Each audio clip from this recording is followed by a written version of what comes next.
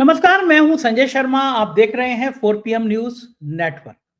आपको याद होगा, सुप्रीम कोर्ट के चीफ जस्टिस पर एक महिला ने यौन शोषण का आरोप लगाया था। चीफ जस्टिस घबरा गए, घबरा भी जाना चाहिए। लेकिन अचानक सब कुछ सामान्य हो गया। फर्क इतना है कि वो चीफ जस्टिस जैसा फैसला सरकार चाहती थी वैसा फैसला अचानक उनकी कलम से निकलने लगा और साहब रिटायर हुए और तुरंत राज्यसभा भेज दिए गए। सब जानते हैं उनका नाम, गगोई साहब। और तब लोगों का दिल टूटा कि सुप्रीम कोर्ट लोकतंत्र का सबसे बड़ा मंदिर होता है, क्या यहाँ भी सब कुछ मैनेज होने लगा? वो बहला कहाँ गायब हो गई, वो शिकायत कहाँ गायब हो गई, किसी को पता नहीं चला। फिर आए चंद्रचूड़ साहब।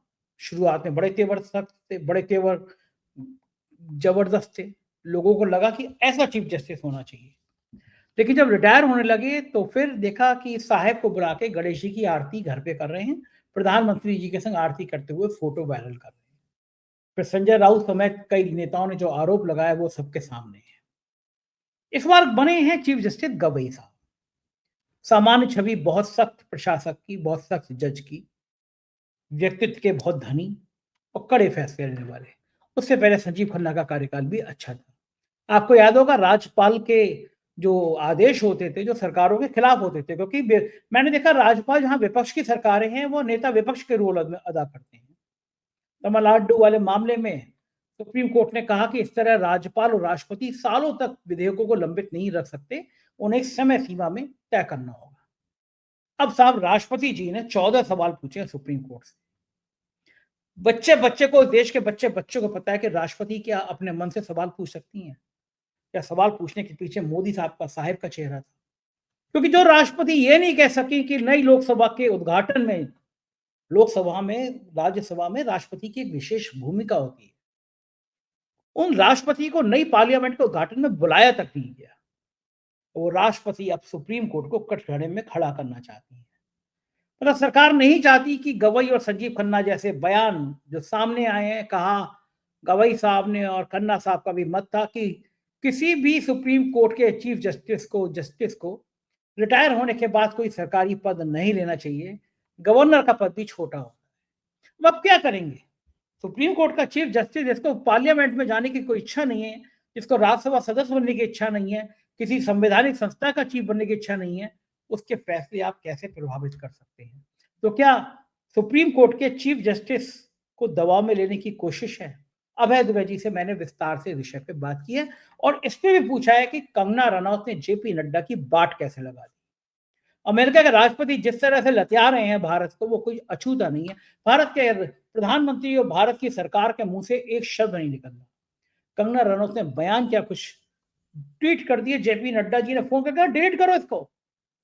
खेल क्या है? और वो विवादित, वो बेशरम मिनिस्टर भाजपा का जिसकी फटकार सुप्रीम कोर्ट से लगी लेकिन उसको बर्खास्त नहीं किया गया, उसकी रणनीति क्या है, क्यों ऐसा हुआ? बहुत अच्छी रोचक बातचीत है अभय दुबे जी से। मुझको यकीन है ये आपको पसंद जरूर आएगी। पहले चैनल को सब्सक्राइब करिए, ज्वाइन करिए। चलते हैं अभय दुबे जी के पास। 4 PM न्यूज नेटवर्क में स्वागत है अभय दुबे जी आपका। मैं राष्ट्रपति के पद पर कोई सवाल नहीं खड़े कर रहा, लेकिन भारत के 140 करोड़ की आबादी में किसी से भी पूछेंगे कि हिंदुस्तान की राष्ट्रपति कितनी आजाद हैं, तो वो एक ही बात स्वर में कहेगा कि हिंदुस्तान की राष्ट्रपति वही करती हैं और कहती हैं जो मोदी जी उनके लिए कहते हैं। अब बड़ा सवाल यह है कि क्या सुप्रीम कोर्ट अब स्वतंत्र नहीं रह पाए? असल में कई जज ऐसे हुए हैं, सुप्रीम कोर्ट के चीफ जस्टिस ऐसे हुए हैं जिन्होंने मोदी जी के सुर ताल में अपने कदम सारे मिलाए। एक चीफ जस्टिस ऐसे थे जो थोड़ा फैसला देना चाहते थे, अचानक एक महिला आई, उन पे यौन शोषण का आरोप लगा दिया। चीफ जस्टिस तो इंसान ही है, उनकी हवा खराब, जान सूख गई। फिर जो भी डील हुई, लेकिन चीफ जस्टिस ने ऐसे ऐसे फैसले दे दिए कि पूरा देश हैरान था और नौकरी छोड़ते ही उनको राज्यसभा सदस्य भेज दिया गया। ऐसी परंपरा रही। चंद्रचूड़ साहब जब आए तो लोगों को बड़ा भरोसा जगा कि अब सुप्रीम कोर्ट से कम न्याय की उम्मीद होगी, पूरी तरह न्याय की उम्मीद होगी, उस पर सवाल नहीं खड़े होंगे।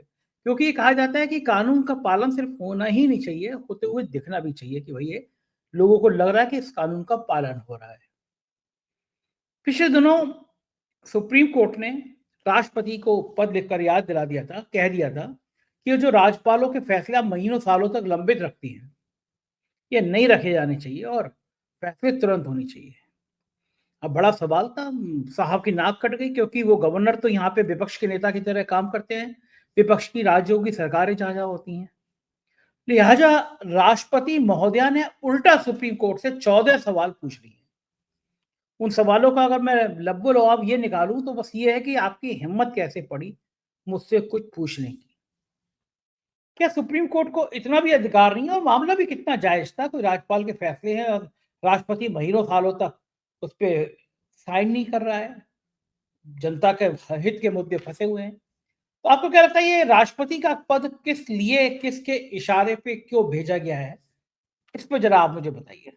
संजय जी, इस मामले में मेरी राय बिल्कुल साफ है और मैं उसको आपके सामने रखता हूं। थोड़ा विस्तार भी हो सकता है इसके अंदर, क्योंकि बहुत महत्वपूर्ण मसला है। सुप्रीम कोर्ट ने जब तमिलनाडु के राज्यपाल और तमिलनाडु की सरकार के बीच के विवाद के ऊपर अपना फैसला दिया और उसी फैसले में उन्होंने ये भी तय किया कि तमिलनाडु के राज्यपाल कितने दिनों तक रख सकते हैं कोई विधेयक, कोई कानून, और राष्ट्रपति कितने दिनों तक उसको रख सकते हैं। यह करने के लिए सुप्रीम कोर्ट ने एक संवैधानिक अधिकार का उपयोग किया। मैं वकील नहीं हूं तो मैं उस अनुच्छेद, वो अनुच्छेद अभी मेरे दिमाग में नहीं आ रहा है, लेकिन वो अनुच्छेद सुप्रीम कोर्ट को विशेष किस्म के अधिकार देता है। ऐसे अधिकार देता है जिनके तहत सुप्रीम कोर्ट राज्यपाल के ऊपर भी बंदिशें लगा सकता है और राष्ट्रपति के ऊपर भी बंदिशें लगा सकता है। सुप्रीम कोर्ट एक विवेकाधीन संस्था है। मेरी बात को मार्क कीजिए, मैं इसको रेखांकित कर कहना चाहता हूं। सुप्रीम कोर्ट एक विवेकाधीन संस्था है जिसको संविधान का विवेक, जो अपने विवेक से संविधान के साथ की गई किसी भी छेड़छाड़ की समीक्षा करता है। किसी भी नए कानून, कोई भी नया कानून जो संविधान के मुताबिक है या नहीं, उसकी समीक्षा करता है। लेकिन राज्यपाल और राष्ट्रपति, ये दोनों संस्थाएं जो संविधान सम्मत संस्थाएं हैं, इनको विवेकाधीन अधिकार नहीं है। बिल्कुल सीधी सी बात है, इसके अंदर कोई हेरफेर नहीं है। ये बहुत स्थापित तथ्य हैं। सरकार, चुनी हुई सरकार, जब राज्यपाल को कोई प्रस्ताव, कोई कानून भेजेगी तो राज्यपाल एक निश्चित समय में उस कानून को या तो स्वीकार कर लेंगे, अपनी मोहर लगा देंगे, या सरकार को पुनर्विचार के लिए भेजेंगे। पुनर्विचार करने के बाद अगर दोबारा फिर आता है तो राज्यपाल उसको स्वीकार करने के लिए बाध्य है। उसमें अपने विवेक और अपनी पसंद नापसंद का इस्तेमाल नहीं कर सकते। बिल्कुल यही स्थिति राष्ट्रपति के बारे में है।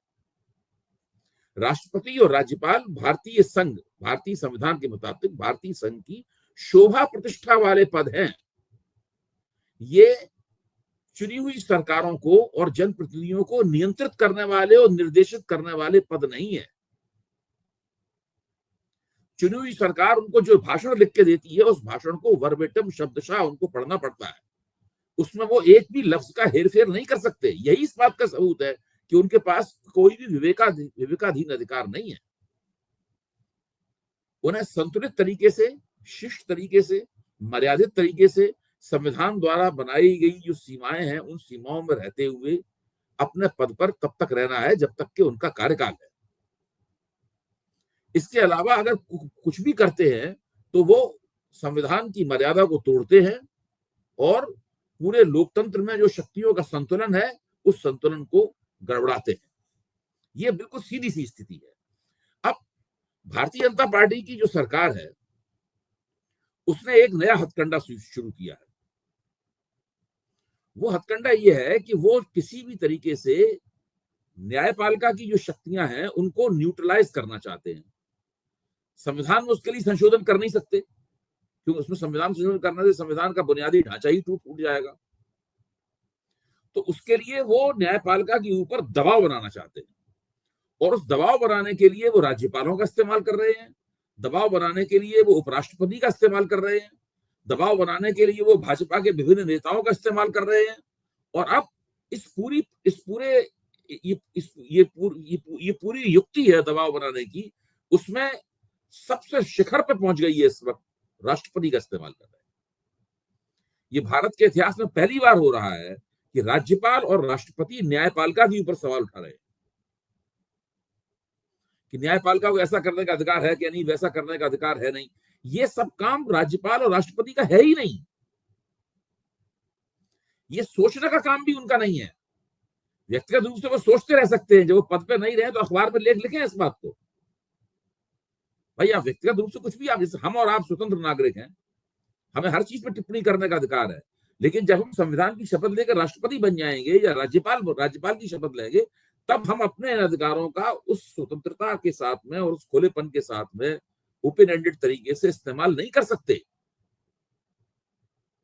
अगर हमें बहुत ज्यादा अपने अधिकारों का शौक है तो हमें उस पद से इस्तीफा दे देना चाहिए और खुल के फिर प्रेस कॉन्फ्रेंस करें, अपनी बात कहें, कोई दिक्कत नहीं।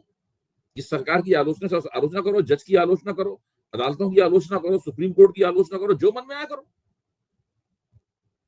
ये आप नहीं कर सकते। अच्छा, अब समस्या क्या है कि जब वो आखिरकार महामहिम राष्ट्रपति हैं तो उनका सम्मान रखना भी हम सब लोगों का कर्तव्य है, न्यायपालिका का भी कर्तव्य है उनका सम्मान रखना। राज्यपाल भी योर एक्सीलेंसी है। तो ऐसी स्थिति में जब ऐसे लोग राजनीतिक मंतव्य से न्यायपालिका के ऊपर आक्रमण कर रहे हैं और न्यायपालिका को दबाव में लेना चाहते हैं, न्यायपालिका यही तो कह रही है कि आप केंद्र सरकार की शह पर राज्य सरकारों के अधिकारों का उल्लंघन मत कीजिए, राज्य सरकारों के कामकाज में हस्तक्षेप मत कीजिए, ऐसा कोई काम मत कीजिए इससे राज्य सरकारों को दिक्कत हो, उनको 5 साल बाद फिर से जनता के सामने जाना है। आपको ध्यान कीजिए, ज्ञानी जैल सिंह राजीव गांधी से नाराज हो गए थे, तो ज्ञानी जैल सिंह ने राजीव गांधी को एक पत्र लिख दिया था। उस पत्र पर कितना बड़ा हंगामा हुआ था। ज्ञानी जैल सिंह इंदिरा गांधी के खास आदमी थे। हाँ, मुझे याद है कि पूरा हंगामा पूरे देश में हुआ था। उनको राष्ट्रपति बनाया गया और जब राष्ट्रपति बनाया गया तो व्यंग से ये कहा गया था कि राष्ट्रपति हमेशा जो है वो रबर स्टैंप होता है, लेकिन इस बार रबर स्टैंप को ही राष्ट्रपति बना दिया गया। मतलब ज्ञानी जैल सिंह के बारे में टिप्पणी की गई है कि राष्ट्रपति तो हमेशा ये रबर स्टैंप होता है, इस बार रबर स्टैंप को ही राष्ट्रपति बना दिया गया। मतलब ये हालत थी। वो ज्ञानी जैल सिंह जब नाराज हो गए और उन्होंने राजीव गांधी को एक पत्र लिख दिया तो उस पत्र के ऊपर कितना हंगामा हुआ, उनकी कितनी आलोचना हुई और एक तरह का संवैधानिक संकट सा बन गया था। मैं ये मानता हूं कि उपराष्ट्रपति और राष्ट्रपति द्वारा ये जो इसको अंग्रेजी में कहते हैं गनिंग करना, जो न्यायपालिका की गनिंग की जा रही है, मतलब न्यायपालिका के ये लोग पीछे पड़े हुए हैं, ये भारत में एक बहुत बड़े संवैधानिक संकट के अंदेशों की तरफ इशारा कर रहे हैं। अभी नहीं, कभी जरूर वो संवैधानिक संकट पैदा होगा, क्योंकि ये लगातार प्रक्रिया जारी है। अभी तक महामहिम राष्ट्रपति द्रौपदी मुर्मू उसमें शामिल नहीं थी, वो चुप थी, वो इसमें शामिल नहीं थी और केवल राज्यपालों की तरफ से ये काम करवाया जा रहा था और उपराष्ट्रपति धनखड़ साहब ये काम कर रहे थे। अब राष्ट्रपति मुर्मू ने भी करना शुरू कर दिया है काम। तो अब देखिए, न्यायपालिका के अधिकार हैं, निर्धारित अधिकार हैं, उसमें कोई शको शुबा की गुंजाइश ही नहीं है। लिखा हुआ है, ठोस रूप से लिखा हुआ है। राष्ट्रपति के अधिकारों की क्या सीमाएं लिखी हुई हैं ठोस रूप से, राज्यपालों के अधिकारों की क्या सीमाएं लिखी हुई हैं ठोस रूप से। लेकिन ये एक ऐसी सरकार है जो कि अपने राजनीतिक स्वार्थ को हल करने के लिए लोकतंत्र के इस बेहतरीन संतुलन को बिगाड़ रही है। बिल्कुल ठीक बात है। भारतीय लोकतंत्र का इस चक्कर में कबाड़ा हो जाएगा और ये एक इलेक्टेड ऑटोक्रेसी, निर्वाचित निरंकुशता की स्थिति पैदा हो जाएगी। जो संस्थागत संतुलन है भारतीय लोकतंत्र का, वो बिगड़ जाएगा और निर्वाचित निरंकुशता की स्थिति पैदा हो जाएगी, ये स्थिति बन जाएगी। अच्छा, आपको क्या लगता है, राष्ट्रपति जी ने खुद लिखी होगी चिट्ठी या फिर उनसे कहा गया होगा कि सुप्रीम कोर्ट को जवाब दो, इस तरह तो सुप्रीम कोर्ट हमारे कंट्रोल में नहीं आएगा? मेरा मानना है कि हम लोगों को इस पर टिप्पणी नहीं करनी चाहिए। मेरा मानना है कि हम लोगों को ये कयास नहीं लगाना चाहिए कि उनको, हो सकता है उन्होंने, राष्ट्रपति को कानूनी सलाह लेने का अधिकार है,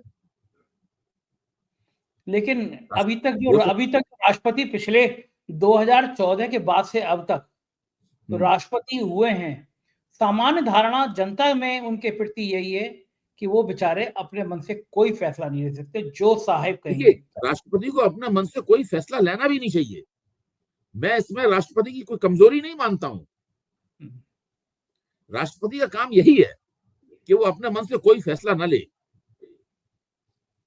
अच्छा, ये देखिए, राष्ट्रपति और राज्यपाल अगर अपने मन से फैसला लेने लगेगा तो वो फिर क्या होगा उसमें?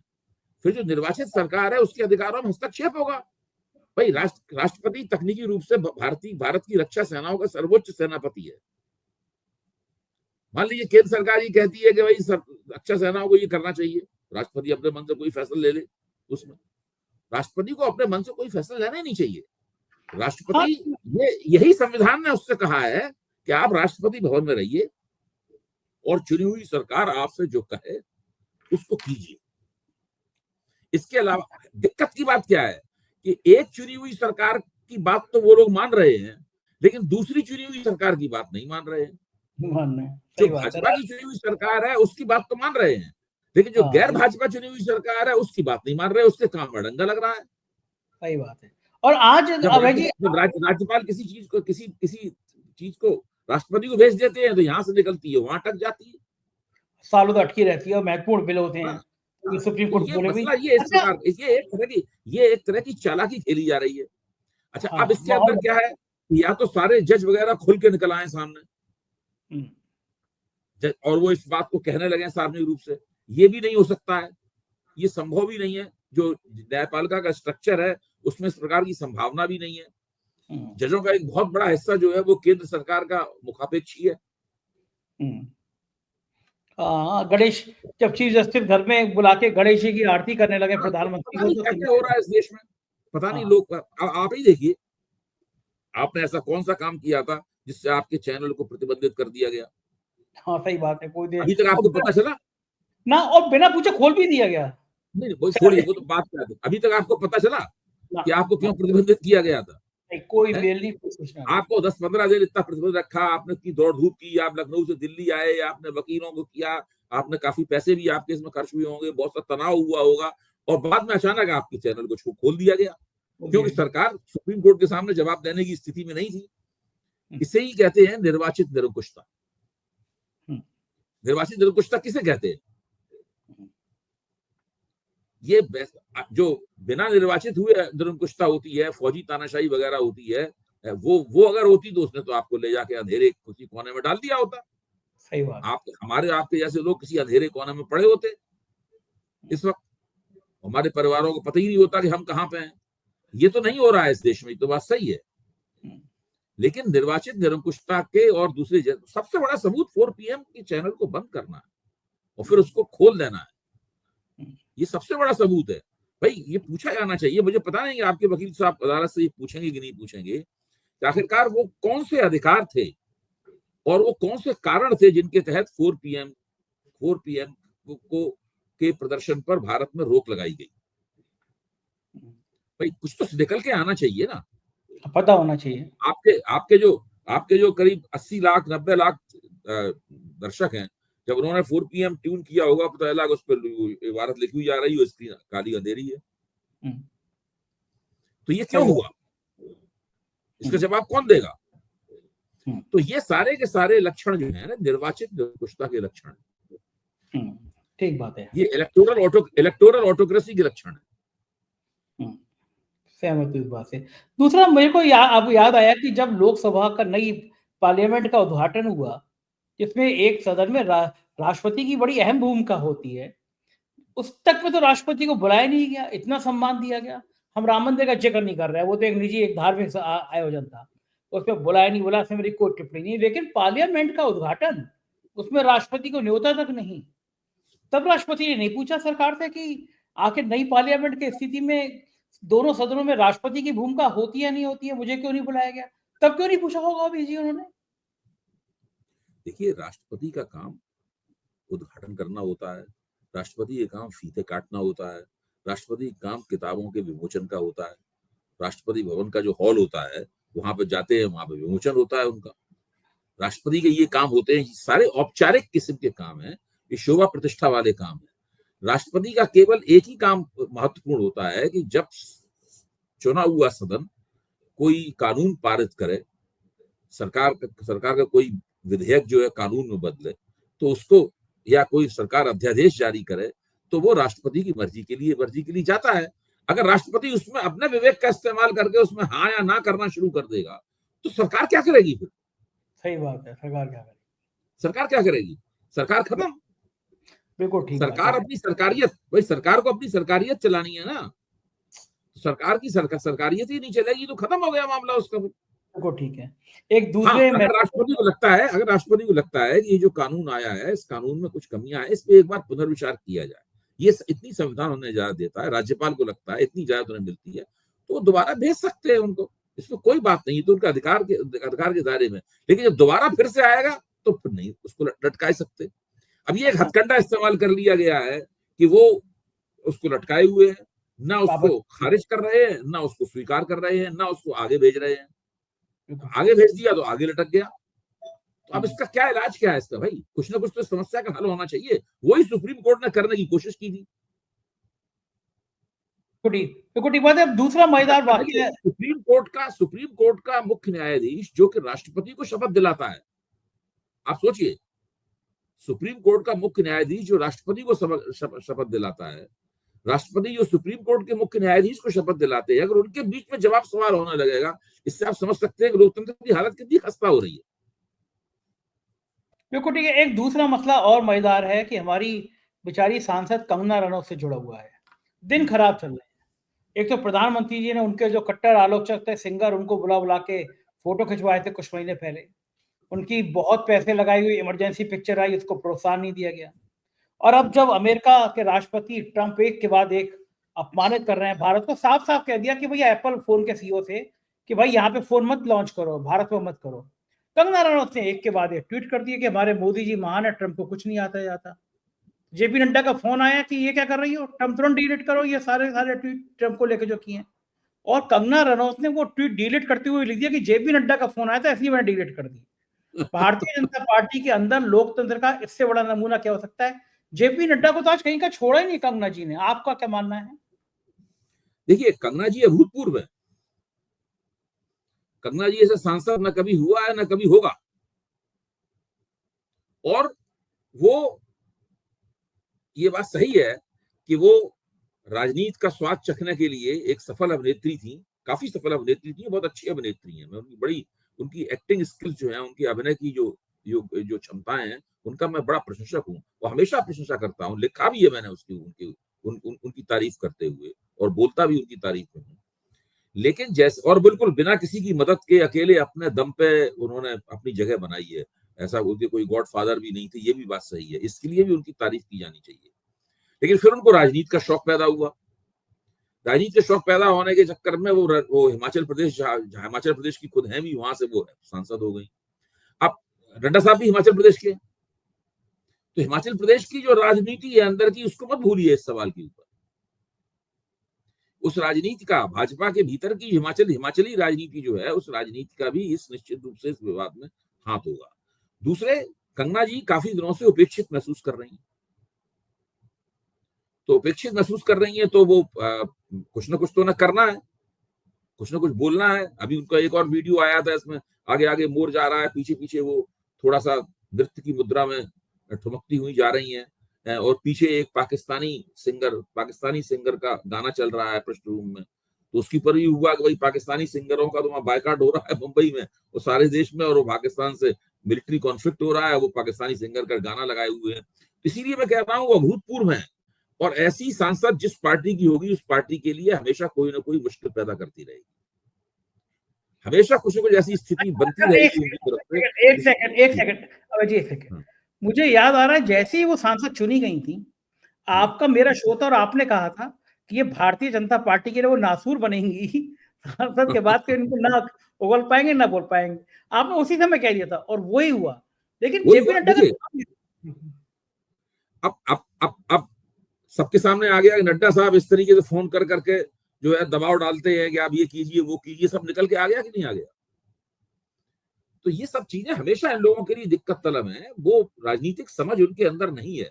कंगना जी जितनी अच्छी अभिनेत्री हैं, उतनी खराब पॉलिटिशियन। बिल्कुल ठीक खराब बात है। भी नहीं कहूंगा, मैं कहूंगा नादान पॉलिटिशियन है। ये जो कर रही है ना, वैसे खराबी भी नहीं है इसमें, लेकिन नादानी है इसके अंदर। वो दूसरा, वो हमें भी जो कल हम लोगों ने बात की थी, अंबानी जी पहुंच गए ट्रम्प से मिलने के लिए और बयान आ गया कतर में। एक्चुअल में अंबानी जी के जो निवेश है तेल के गैस के लिए, कतर तो बहुत बड़ा निवेश है उनका कतर से, और अब वो और निवेश और गैस चाहते हैं। तो इधर ट्रम्प जो है भारत के लिए ऐसी तैसी कर रहे हैं कि एप्पल फोन मत बनाओ, उधर अंबानी जी पहुंच गए। अंबानी की डील कल हम लोगों ने बात किया भी था इस विषय पर।